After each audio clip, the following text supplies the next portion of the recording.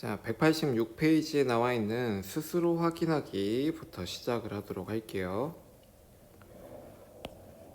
첫 번째, 사람의 유전 현상을 연구하는 방법 중 특정 형질의 우열 관계를 판단할 수 있고 가족 구성원의 유전자형을 알 수 있는 것은 무엇인가 라고 이야기를 하는데, 이는 유전 연구 방법 중에 하나인 가계도 분석이 되겠죠.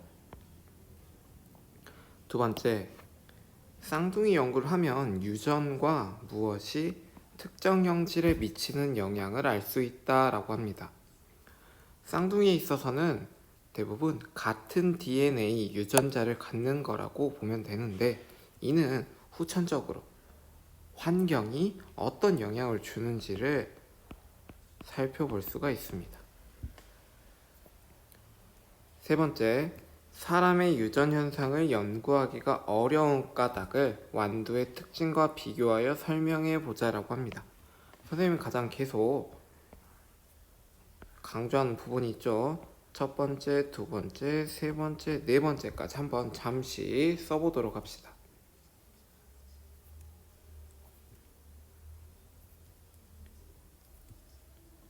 사람의 유전은 현상을 연구하는 게 가장 큰 목적이긴 하지만, 사람은 대부분 약 100세 시대라고도 하죠.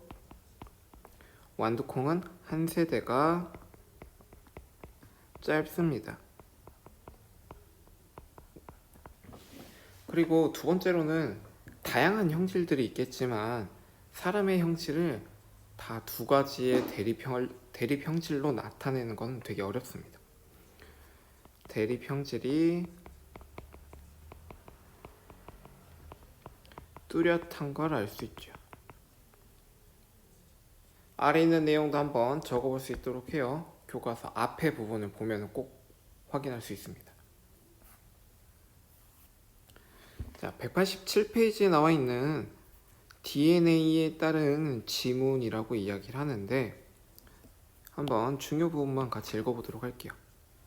사람마다 지문이 다르듯 유전 물질인 DNA의 구성도 사람마다 조금씩 차이가 있는 걸로 알 수 있어요. 특히 DNA의 특정 부위는 사람마다 반복되는 형태가 다르기 때문에 개개인을 구별하는 데 사용을 합니다. 이러한 DNA의 특정 부위에 나타나는 차이를 우리는 지문에 비유를 하면서 DNA 지문이라고 이야기를 한대요. 일반적으로 사람의 DNA를 조사할 때는 사람의 침, 혈액, 머리카락의 모낭에서 DNA를 채취를 하고요. 특정 과정을 거쳐 DNA 양을 늘립니다. 그리고 특정 부위를 분리해서 분석한 다음에 비교를 하게 되죠. 이것들은 범인을 밝혀낼 때, 우리 경찰에서 과학수사대 있죠. 과학경찰. 사고 현장에서 피해자의 신분까지 확인을 할 수가 있고요. 생물이 다양해진 까닭과 관련해서 여러 생물종 사이의 관계를 알아보는 연구에도 사용을 된다고 합니다. 자, 한번 우리가 이런 걸 해봤으면 좋겠지만 잠시 시간을 줄게요. 과학 기사로 포트폴리오를 만들려고 했는데, 우리가 여기서 잠시 찾아볼 수 있는 내용은 지문을 분석하는 방법이라든지 활용되는 분야라든지 식별되는 정확도, 한번 잠깐 찾아볼까요?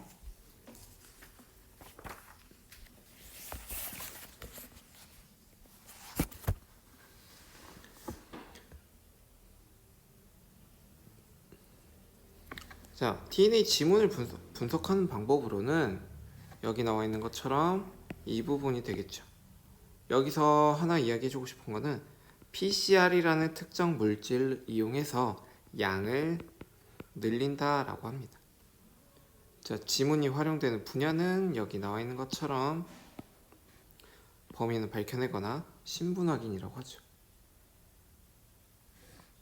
정확도가 제일 중요한 건데, 이때 반복되는 특정 DNA를 조사를 한다는 점, 이것을 관찰하기 위해서는 엄청난 전자현미경이 필요하기도 하겠죠. 다음 장 넘어가도록 할게요.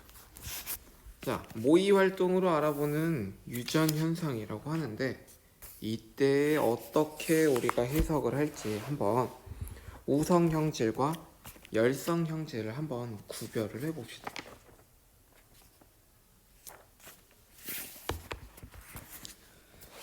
자, 나와 있는 것처럼 네모는 남자고요. 동그라미는 여자입니다. 한번 구별을 해볼게요. 자, 보조개가 있는 걸 한번 우리가 우성이라고 생각을 해봅시다. 우성일 경우에는 라지 A, 보조개가 없는 친구를 스몰 a라고 이야기를 하면서 진행을 할게요. 자, 아빠는 보조개가 있다고 하네요. 라지 A 혹은 라지 A. 이거 아니면 스몰 a겠죠. 근데 엄마를 보니까 보조개가 없다고 하네요. 자, 자녀를 보았더니 여기 없는 자녀가 있는 걸 보아하니 얘는 라지 A, 스몰 a가 되겠죠. 스몰 a, 스몰 a, 스몰 a, 스몰 a. 그러면 여기는 라지 A, 스몰 a, 라지 A, 스몰 a가 되겠습니다. 보조개가 있는 게 우성이라는 걸 확인을 할 수가 있었어요. 자, 그럼 여기 또 보조개가 있는 남자가 왔는데 이 친구도 몰라요. 라지 A일지 스몰 a를 갖고 있을지. 자녀를 보니까 보조개가 없는 딸을 낳았네요. 그러면 라지 A, 라지 A가 아니라 이렇게 되겠죠. 그럼 여기는 라지 A이거나 라지 A, 스몰 a가 될 수 있어요. 둘 중에 하나가 되겠죠. 이런 식으로 가계도를 해석을 하면 됩니다. 우열 관계에는 보조개가 있는 남자가 우성이고요. 보조개 없는 남자가 아니라 사람이고 없는 걸 열성이라고 이야기를 합니다. 자, 귓불 모양 가계도를 한번 분석을 해볼게요. 자, 잠깐 시간 줄 테니까 해보도록 합시다. 시작! 자, 귓불 모양 가계도 한번 해석을 해보았을까요? 자, 여기도 역시 분리형과 부착형으로 나타나 있는데 이번엔 분리형을 한번 우성이라고 이야기를 해볼게요. 부착형을 열성이라고 이야기를 하고요. 자, 봅시다. 그럼 여기는 열성이기 때문에 열성, 분리형 안에는 분리형 엄마는 이거이거나 이거겠죠. 그런데 또 보면 이렇게 이 친구가 있는 걸 보니까 여기는 스몰 a고 얘는 라지 A, 스몰 a가 되겠죠. 더군다나 여기는 다 이런 식으로 진행이 되겠네요. 그럼 또 여기는 AA까지. 여기까지 보았을 때 해석에 어려움은 없었다라는 점으로 보아 분리형이 우성을 갖고 있구나 라고 이야기를 할 수 있어요. 자, 그럼 여기도 볼게요. AA, AA, AA. 자, 한 가지 힌트를 찾아보자면 이쪽만 살펴보니까 부착형을 갖고 있는 부모에게서는 부착형의 자식만 나타났어요. 이것을 보고 부착형은 열성이다라고도 해석을 할 수가 있답니다. 왜 열성이냐고 해석을 하냐면 모두 갖고 있는 게 열성 유전자만 갖고 있기 때문에 어차피 열성으로만 나타나게 되죠. 따라서 분리형이 우성이고요. 부착형이 열성임을 알 수가 있답니다. 여기까지 어렵지 않죠? 이 부분을 꼭 해석을 할 줄 알아야 가계도 문제를 접할 때 큰 어려움 없이 접할 수가 있습니다. 그럼 자, 여기 한번 자신의 표현형과 유전자형을 살펴볼까요? 선생님 같은 경우는 보조개가 없습니다. 없기 때문에 보조개 없는 열성 표현형이기 때문에 여기는 보조개 없음, 유전자형은 스몰 a가 되겠죠. 귓불 모양은 선생님은 분리형이거든요. 분리형. 여기는 라지 a거나 혹은 이렇게 되겠죠. 부모님의 상태를 살펴봐야 됩니다. 그건 한번 집에 가서 해보세요. 이 내용에 대해서는 학교에 오거나 시간이 조금 더 여유로울 때 12월에는 한번 진행을 해보도록 할게요. 자, 여기 나와 있는 내용 한번 중요하니까 다시 확인할게요. 한 가지 형질의 대립 유전자는 쌍으로 있으며 감수 분열이 일어날 때 분리되었다. 생식세포가 수정될 때 다시 쌍을 이루어서 자손에게 전달을 하게 됩니다. 사람의 유전 현상을 연구하는 방법에는 가계도, 쌍둥이 연구, 염색체와 DNA 분석이 있다는 점 꼭 알아두세요. 유전 형질에 대한 가계도를 분석하여 형질의 우열 관계, 부모와 자녀의 유전자형 우리가 알 수 있습니다. 부모의 대립 유전자가 분리의 법칙에 따라 나누어진 다음 수정 과정에서 합쳐져 가지고 자녀가 부모의 유전 형질을 물려받게 되죠. 여기 나와 있는 4가지 용어는 꼭 알아두도록 하세요. 자, 잠시 시간을 두고요.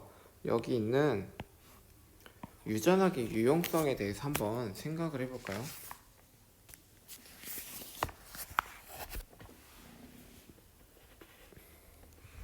우리가 가타카 영화를 좀 봤으면 좋겠는데 시간이 된다면 유튜브에서 가타카 한번 살펴보기라는 영화를 꼭 봐보도록 하세요.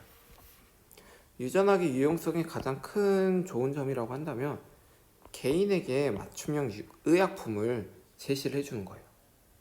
나는 어떤 약은 별로 맞지 않는지, 어떤 건 되게 좋은지 라는 걸 바로 알 수 있겠죠. 두 번째로는 유전자 치료가 되겠는데 이게 내 몸에 어떤 유전자가 약해가지고 병에 걸렸다고 한다면 정상적인 유전자를 집어넣으면 치료가 바로 된다고 해요. 뭐 예를 들어 코로나19로 우리 몸에 유전자 검사를 했을 때 일반 사람들과 비교한 결과 약해진 유전자를 바꾸면 유전자 치료가 가능하겠죠. 여기에 대해서 한번 문제점을 한번 살펴보도록 합시다. 잠시 시간을 줄 테니까 검색 후에 채팅창에 한번 대답해 보도록 하세요.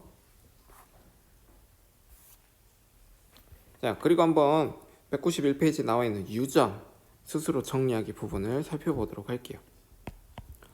첫 번째, 생물이 지니고 있는 여러 가지 특성을 우리는 형질이라고 합니다.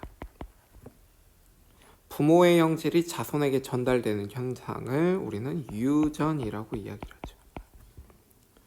완두가 유전 실험 재료로 알맞은 까닭은 기르기 쉽고 1세대가 짧으며 자손의 수가 많고 대립 형질이 뚜렷하기 때문이죠. 3번, 우열의 원리. 한 가지 형질에 대해 서로 다른 대립 형질을 지닌 순종의 개체끼리 교배하였을 때 자손 일대에서 나타나는 형질이 우성이고요. 나타나지 않는 게 열성입니다. 두 번째 법칙, 분리 법칙이라고 하는 건 감수 분열을 일어날 때 쌍을 이루고 있던 대립 유전자가 분리돼서 이동을 하게 되는 거겠죠. 자, 여기 나와 있는 3대1, 9대3 대 3대1 꼭 알아두세요. 7번도 대립 유전자가 됩니다. 서로 영향을 미치지 않는 것도 신기한 거라고 볼 수 있어요. 사람의 유전, 어려운 까닭은 1세대가 길고요, 숫자가 적고 교배 실험 불가능, 대립 형질이 복잡하고 환경의 영향을 많이 받습니다. 첫 번째 조사 방법으로는 가계도 조사가 있죠. 쌍둥이 연구에서는 유전과 환경의 영향을 우리가 살펴보는 겁니다.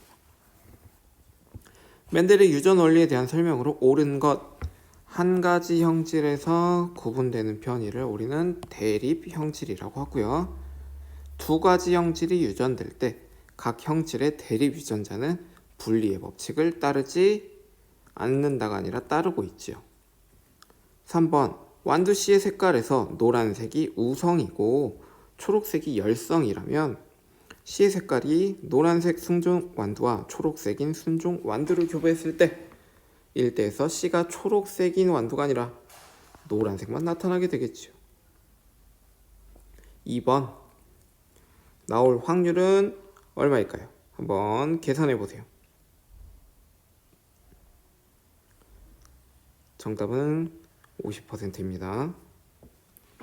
자, 그림은 어떤 집안의 특정 형질 A에 대한 가계도입니다. 가계도를 보고 알 수 있는 열성 형질을 쓰시오. 부모가 갖고 있지 않는 형질이 나타나는 걸 우리는 거의 이 친구를 열성이라고 합니다. 따라서 A가 열성 형질이라고 해석을 합니다. 여기까지 보시고 앞에 내용 한번 꼭 복습하는 시간을 갖도록 하세요.